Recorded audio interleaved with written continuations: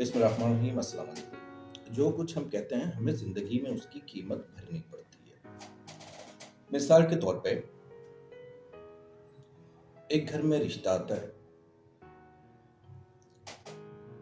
नाश्ते की टेबल पे सब बैठे हुए होते हैं, कोल्ड ड्रिंक कम पड़ जाती है, तो जो घर वाले होते हैं वो एक बच्चे से कहते हैं कि जाओ बेटा मामू की दुकान से कोल्ड ड्रिंक लेके आ जाओ।